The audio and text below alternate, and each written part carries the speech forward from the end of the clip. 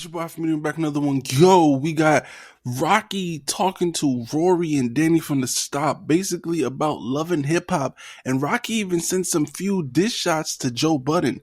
Let's hear that first, and then let me give y'all our reaction after. I wouldn't call it like a month and a half, maybe. Oh, what you and Wall? Yeah, it was Yeah, a yeah, little yeah. stray. But It was a little it was. stray. Yeah, I talked to Maul about that. It was a stray, but it wasn't necessarily directed. But I still stand firmly on it, and I still feel like, yeah, you guys, yeah. I mean, Little love tap. if you made Rory, make another Rory then. Oh shit. Talk about it. That's tough though. Wait, Damn. I missed it. I Rocky, I'm got. fucking with Oh, you. what you say, Rory? Wait, I missed it. What? I said if you made Rory, make another Rory. No. Do we want to talk about that? Damn. Do we want to talk? I really didn't mind. We could definitely talk about Yeah, it. I know. I'm fucking around. Wake it up in here. No, it's definitely not a Tell us how you make made a Rory. Rory. I stand on it. Rocky said she made me and Maul too. What I said. Like she Professor Oak. What I said. No, what I said was, and I still very much stand on this. A lot of the people, even in this room, will admit to only becoming fans of that other person because of Love and Hip Hop, right? And prior to Love and Hip Hop, it was really crickets. That person was known as One hit wonder, the crackhead, the dude who gets punched in the face. Oh my. A dust You want fuzzle. the interview to go crazy? No, I mean, sugar. I'm just saying what see, it is. I didn't even want to go here with it.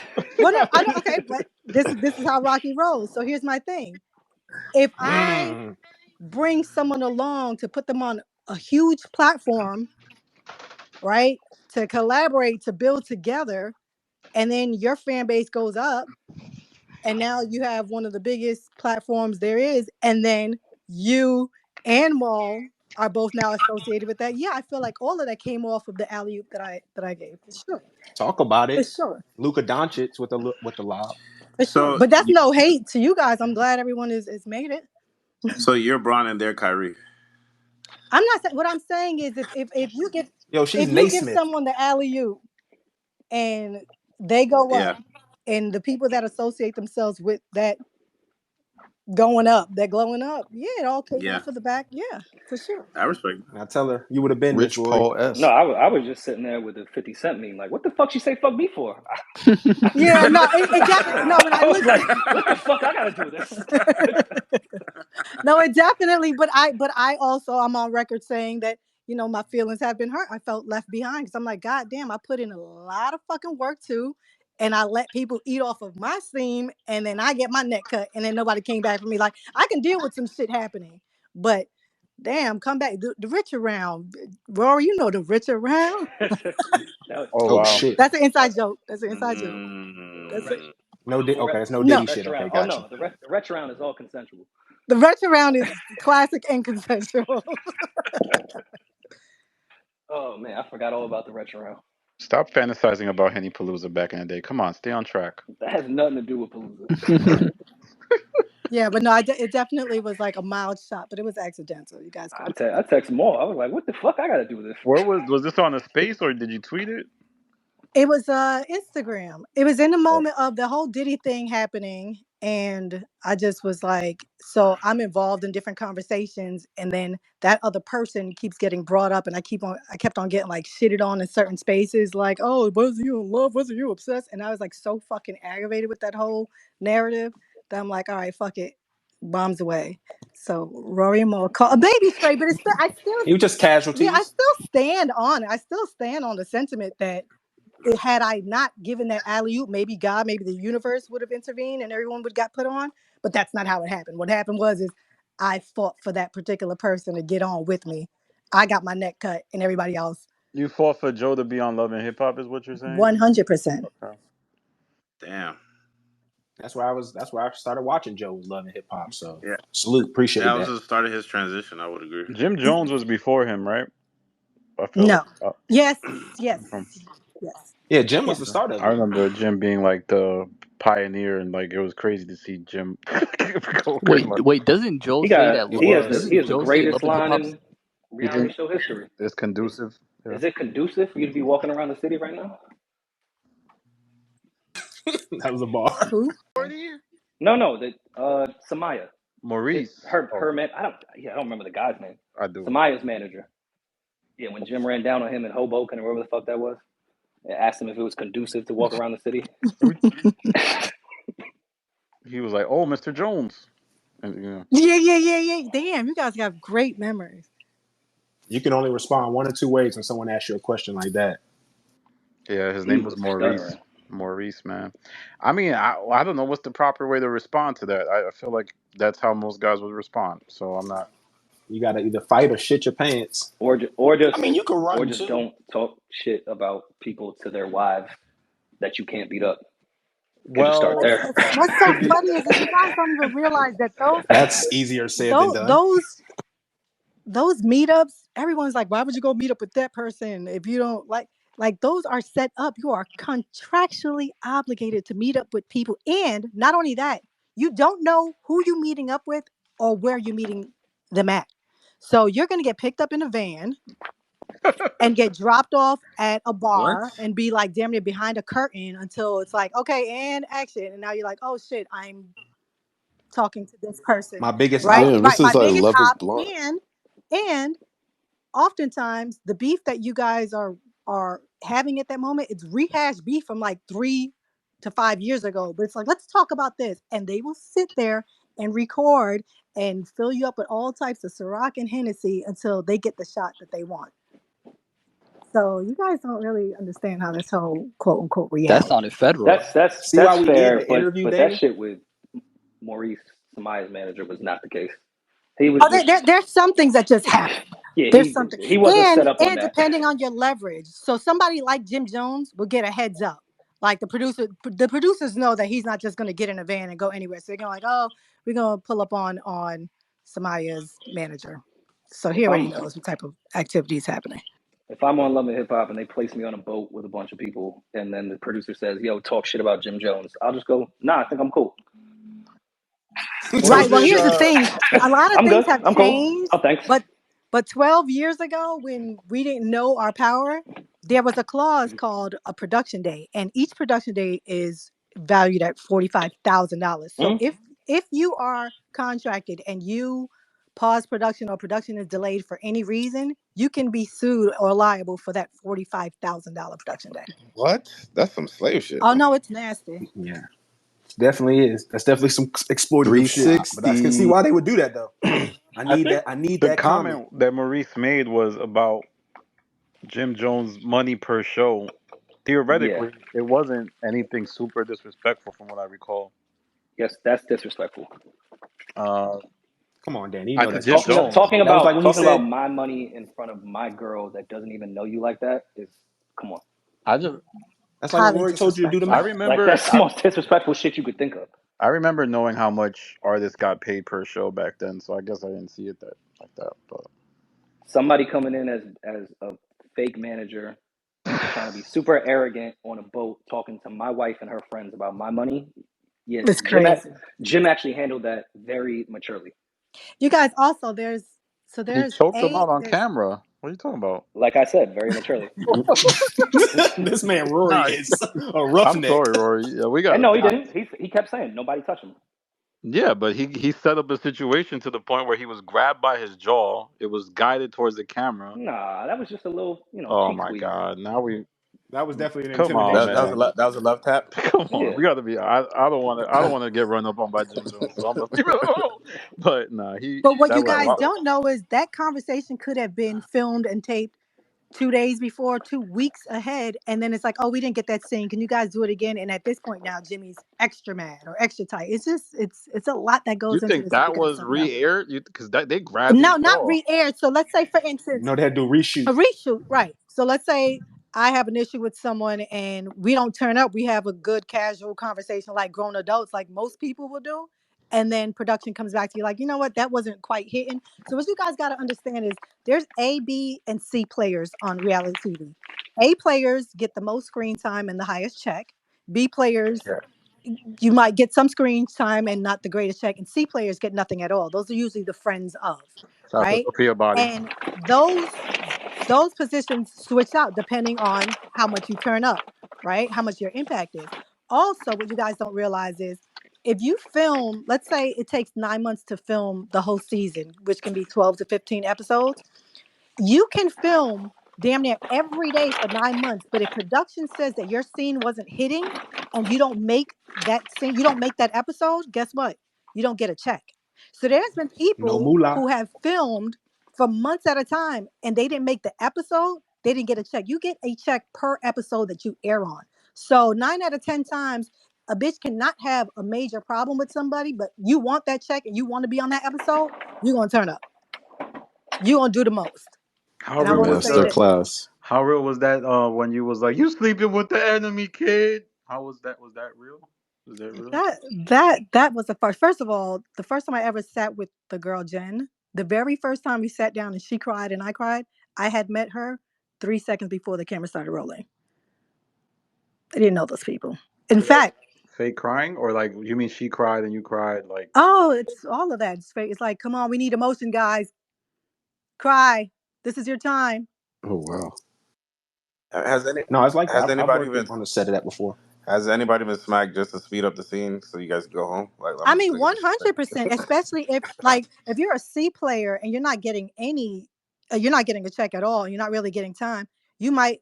There's a particular person who I was beefing with at the reunion who didn't get much airtime, but they wanted to be on the next season. So the bitch got real spicy with me and we was about to throw hands. I unfortunately fell for it and gave her the moment.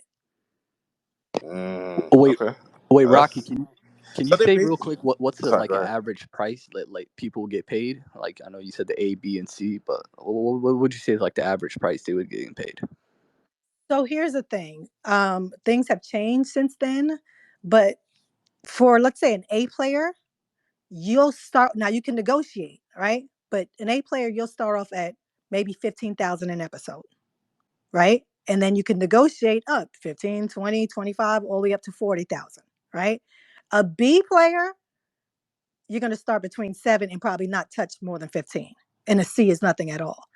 However, again, it's per episode. So if I film for 2-3 months and at the end of it all, when they're doing post-production and editing and they cut me out of all scenes and I only show on 2 episodes, I only get 2. Let's say I negotiated 15,000 episodes. I only get $30,000 for filming 16-hour days for 9 fucking months. That's real oppression right there. That's before taxes in New York City. That's before taxes, right? So it's really, really disgusting. I do want to say that I was the first and only cast member to make all 15 episodes, but unfortunately, it's called having a story. Because I was like the sacrificial lamb who went for everything. I was like, fuck it, if I'm gonna do it, yeah. I'm in love. Yeah, I'm that girl. So they force you to. You feel like you and Jen Penn might do like a reunion episode? Absolutely not. Like maybe just a little radio show together. No. One more time. You, Raqi, and Jen. Ew, disgusting. So, Raqi, would you say you were an A, B, or C player? Like in your I was 100% A, and not only that, because I was able to bring that other person on, which then concluded the way they can project the story of the triangulation situation, the love triangle. Now there's 3 people tied into one storyline, so I was able to go back in and renegotiate again. My star power went up because now I have a full storyline that adds 2 people. You understand what I'm saying? It's like math. All right. Yeah, so it's like, oh, they gave me this contract, but I'm gonna bring this person in, and this person is connected to this person, and this is what the storyline is. Oh, so it's all 3 of us or nothing, and then so all of us were able to renegotiate and get, better money. Would you ever think about like getting your Mona Scott on and like operating your own, maybe getting with Ray J and like making your own kind of like reality show with other people, exploit them? Reality is just, it's too messy. It's really nasty. I don't like it. It's like people are so used to it just being messy and just disgusting and flagrant. It doesn't, no one wants. Nick Lachey makes it look clean. Who? Nick Lachey, the 98 Degrees, the guy. Are they? Yeah. He's on a reality show now, but that's not our demographic. I'm saying he's making them. Oh, is he? That's what I'm saying. You could be the GOAT. For what shows? He does. You could just get a bunch of folks together. Love Island. Him and his wife. Netflix. Anything on Netflix. Have you seen Pop the Balloon? That shit's everything. All the reality. That shit going crazy.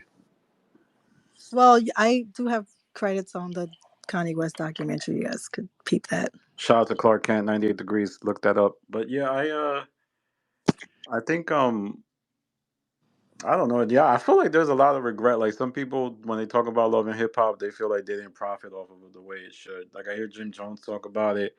I hear even Joe talk about it. Like trying to create their own love and hip hop. But it just never seems they never seem to be able to do it. It's tough, man, because everybody want to check early, and when you don't got that kind of power behind you, like a VH1 Viacom, you can't really get people to act in line. There's so many layers to it. I used to tune in every week for that show, man. Special times. Initially, art, we were honestly. supposed to just do pool parties and just have cameras rolling and then sell it, but that's how they got y'all. Yep. Well, can't you do that now? Just do pool parties and have cameras rolling. That seems people could do that now. It's a different time, though, man. It's a lot more.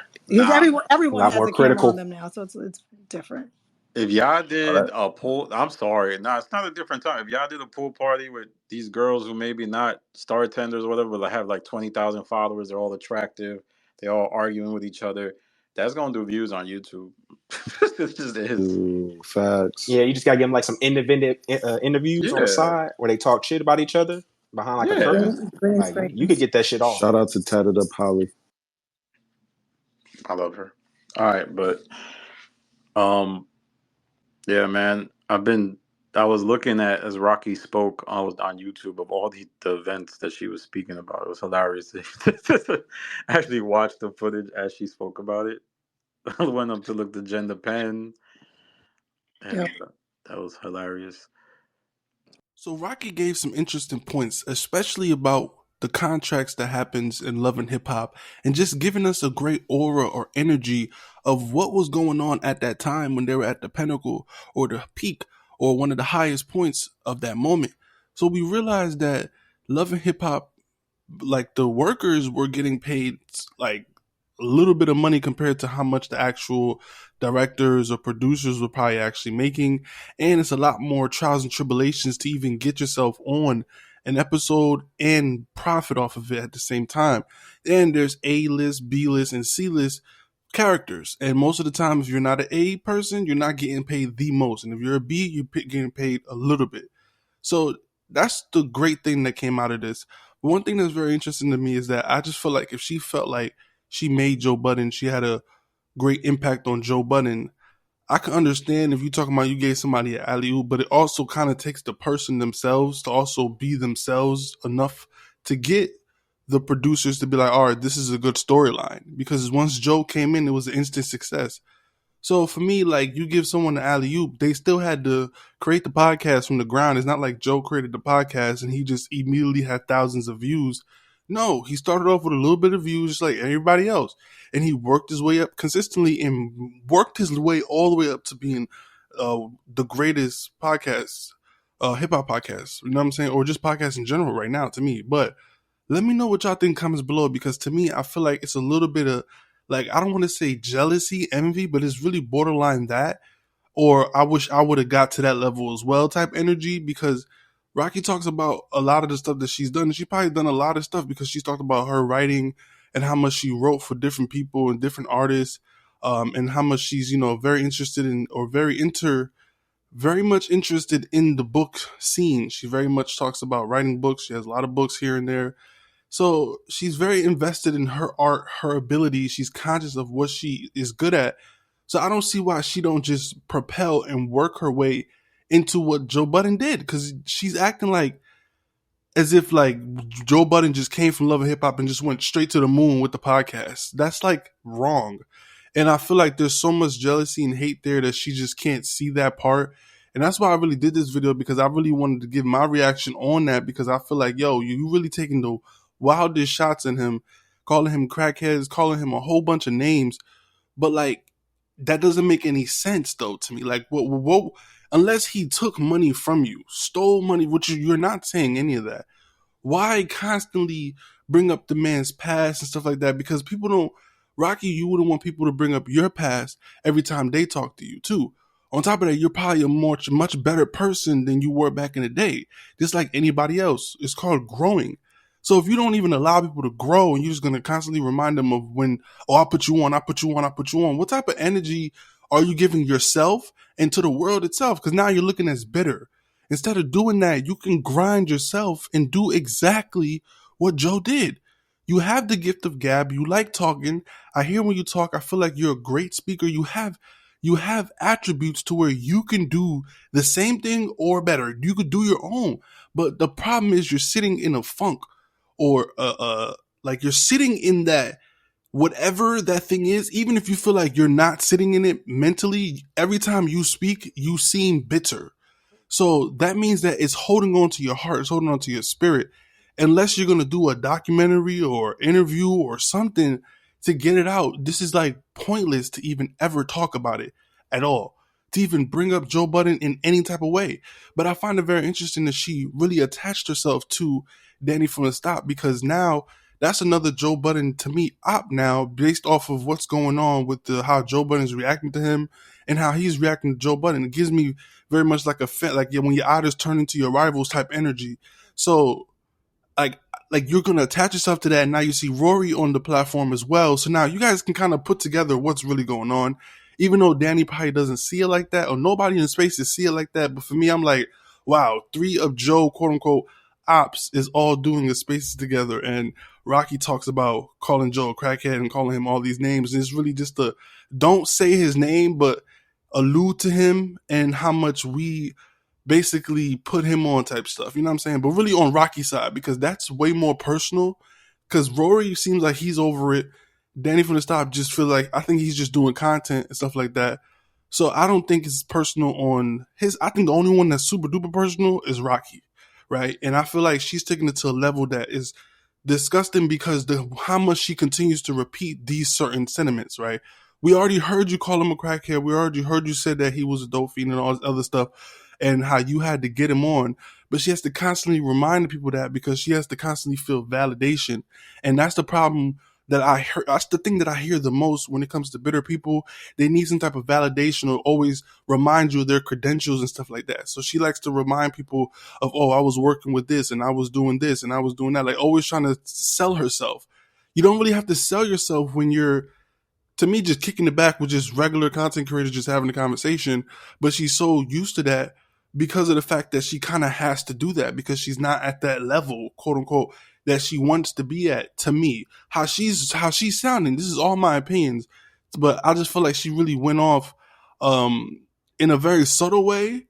But like just the constant jabs at the fact that you made somebody, it's very annoying, because like I can imagine, like, bro, like how hard it was to actually make that podcast what it is today, and the fan base and the people that's around it, and how much money it actually generates and curates. I can only imagine the work ethic it went into making that happen. And for someone to just say, oh, I created that guy. Yeah, well, without me putting him on, well, nobody would have really thought about him or cared about him enough to create the podcast. And then Rory, yeah, I made Rory because Rory, technically I made Joe. So then Joe made Rory. So I made Rory and Maul because Joe made Rory and Maul. Do you see how like it gets insanely bitter, insanely jealous, insanely wild? How that's in your mind when it comes to business that went left, or old friendships, or friendships that's cut ties. I wouldn't want to be friends with someone if that's how, after we're friends, you're going to be talking. That's all I'm saying. Even if I did something foul or something, right? Like, oh, I must, you know what I'm saying? I did something foul. The way you like, oh, I made him, and oh, da-da-da. Like, you wasn't up there with the bloody nights and stuff like that. You wasn't up there in the sweaty days and the late nights and in the early mornings. You wasn't grinding through the sweat and the tears and the pain and the cry. Like, you wasn't there when this guy literally opened up his laptop and say, hey, I'm going to talk. You know what I'm saying? I'm going to just talk on this mic and just see where it goes. And you have to create Joe Budden podcast episode 1. Like, what? This dude is on like 800, almost 790 or some wild number. And you telling me, oh yeah, I made that guy. That's insane to me. That's where, before I was listening to her a lot, I was being objective. I was like, man, I know I rock with Joe, but I'm going to be objective. Let me hear what she says. But the more I hear her talk, the more I hear bitterness, the more I hear anger, the more I hear like, yo, she just wish she was at that spot. She just wish she had a voice as big as Joe to me in the viral world or the world wide web or whatever the hell. You clearly, the dude is really, really, really good at going viral. So it's like you constantly have to see your op every single day, right? So that you could tell that bitter is just molding in. But then why go into his fear? Because to me, Danny and the people that's in the spaces, that's part of Joe's sphere. Either way, whether they like it or not, it's a Joe energy. It's a podcast energy that's surrounded by most of his fans. So you go and step into that and then talk about Joe negatively every single time, knowing that the people that's in there really don't, or already a lot of them don't like Joe. So now it's just a cesspool of just negative energy, even though they're just probably having regular conversations. But that's what I picked up the most. Let me know what y'all think in the comments below. I wasn't even supposed to go this long, but I was like, yo, I got to get my point off because it's just wild that she's going to continue to keep going. I wonder how far she can go, but man, it's getting deep. Let me know what y'all think in the comments below. It's been Alphamediaroom. Peace.